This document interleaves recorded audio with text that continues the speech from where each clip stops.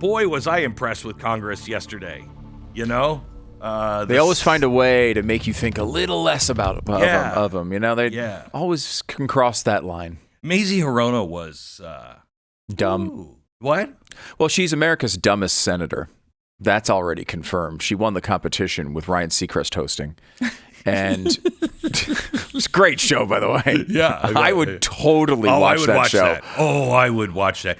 Can you imagine a Jeopardy with the Senate and the House? Oh my gosh! And they ask them tough questions. They all end up with zero, and the winner gets zero. Like, you know, Mazie Hirono somehow wins, but she's got $0. Yeah. Everyone else has negative. Right.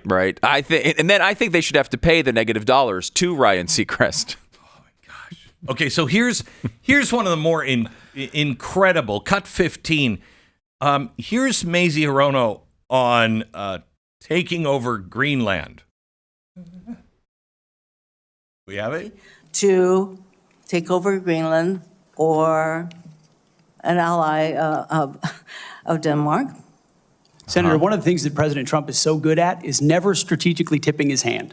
And so I would never in this public forum give one way or another direct what orders the president would give me in any context. That sounds to me that you would contemplate carrying out such an order to basically invade Greenland.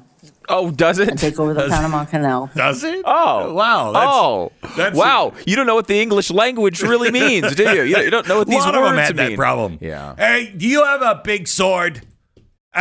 Because I think Secretary of Defense should have a big sword. I like swords. How much do swords cost? And that was the smartest line of questioning. It really was. From it really was. How many tanks do we have? Do we have, like, just the ones I see on TV, or do we keep some of them secret so we can surprise people with more tanks? I want to know. Answer the question. My God. Bad. Are drones really just like big bees?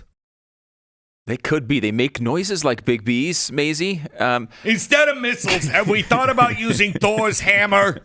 Because they would come right back to us. That's actually a pretty good idea. Can we get the Space Force to look into alien cows? I read online that alien cows are why we need stronger fences in Iowa. What's the Pentagon doing? Do you like nachos? I mean... I would rather watch that. Whatever you just did, I would rather watch them doing that. Oh my gosh. Than what actually occurred. I mean, those could have been questions yesterday. Yeah.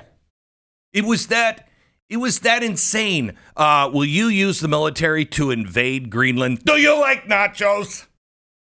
Of course not. Invade Greenland.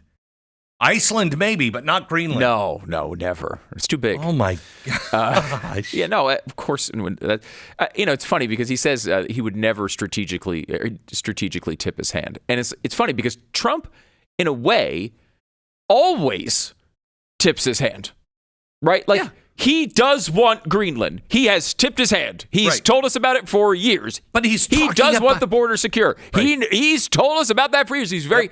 But when it comes to specific things he's willing to do and not do in a negotiation, he'll suggest a bunch of stuff, but you don't know what's real. Right. That's why he's a good negotiator. You don't know. You know, you bring up that Tiffany's example. Yeah. You've brought that up before. Mm-hmm.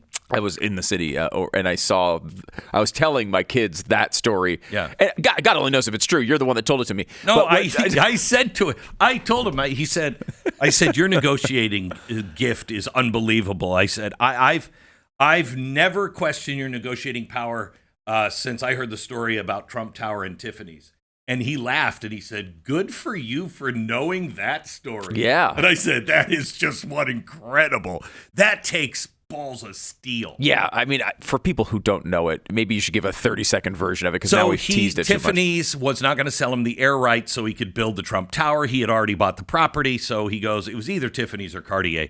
And so he goes to the board and he says, look, I'm going to build this building. It's going to be beautiful, going to be 70 stories. And they're like, well, we own the air rights and we're not going to sell them to you because we don't want a big building like that.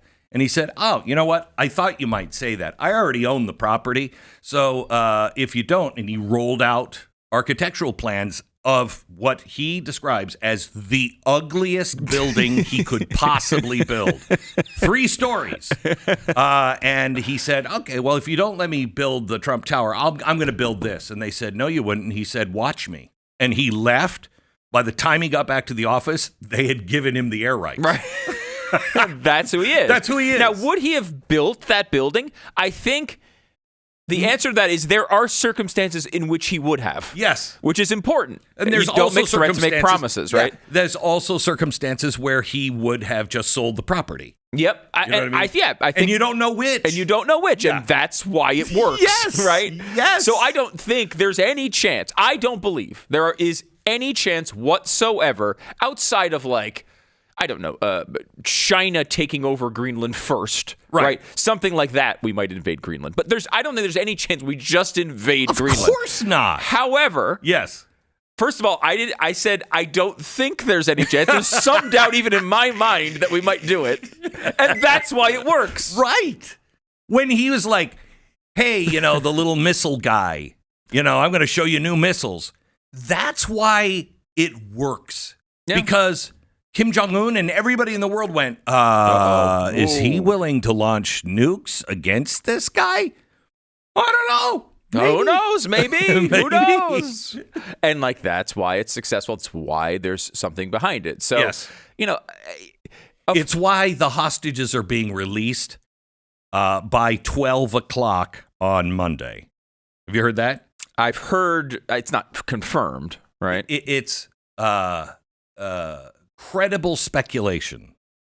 Okay, because I know, obviously, yeah. If you're, Donald Trump has been threatening it, and he said, "Get it done before I come into office." Yeah, or there will be real consequences, and there will be. And stepping we might back, take Greenland. Just thinking of think of the politics of this for a moment, because if you go back to Iran, Carter's leaving, Reagan's coming in, right. The second Reagan takes over, they release the hostages, right? And everyone remembers it exactly that way, right? Yeah, right. Reagan essentially is responsible for that. They, as soon as they came in, 2 things: they didn't like Carter, and they were afraid of Reagan, and they said, "Okay, we're out," and they leave they leave the blackjack table.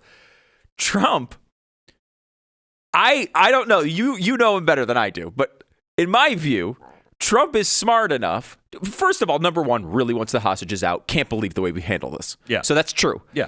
But also has thought about that historical precedent. Oh, of course he has. And he comes out and he says, do it before I come in. Yes. Which now, if they do it before he comes in, it is not a Biden credit. Nope. It is his. Yep. And of course, if they do it after that, it's also his. Yeah. He wins both ways. Oh, he is.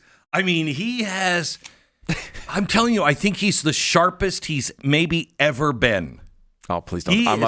I'm having PTSD after 4 years of hearing that about Biden. I don't know. I can't handle. No. Don't say he's sharp as a tack, please. Best, no. Just the best negotiator he may have ever been.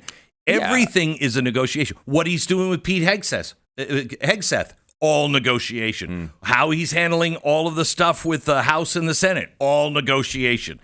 He is a master negotiator, and he knows, the reason why he's so good at real estate negotiation is because he knows it inside and out. Experience. He didn't know it the first time. Yeah, and the first term was all gut. It was there's 2 things. We I think have argued for a long time. It would be great to have someone outside of the system who thinks about these things differently. Yes. And he had that part of it. Yes. But the criticism of that, and this has played out in other realms before, where you say, well, the person, they don't know the system. They don't know the buttons to press. They don't know the levers to pull. And so that, especially at the beginning of his term, really wasn't there. He was learning it. I mean, to his own, he's even told that story before. Oh, yeah. Now he's in the position where he's kind of has both. He's an outsider and he knows the system, which is a combination we haven't seen before. It's because it's unique, right? It's not something that occurs a lot. Everybody goes in wanting to use the system. He wants to shut the system down. It's going to be a fascinating few years, man. Be unbelievable. We are going to have plenty to talk about. That I can guarantee. I'm not tired of winning yet. Are you tired of winning? No. I mean, let me give you. Let me take a quick break, and then we'll get back to Pete Hegseth. But I got to tell you, we had 4 huge ESG wins. Huge. Yeah. Like, it's over. And I hate to say that because they never surrender. They just morph.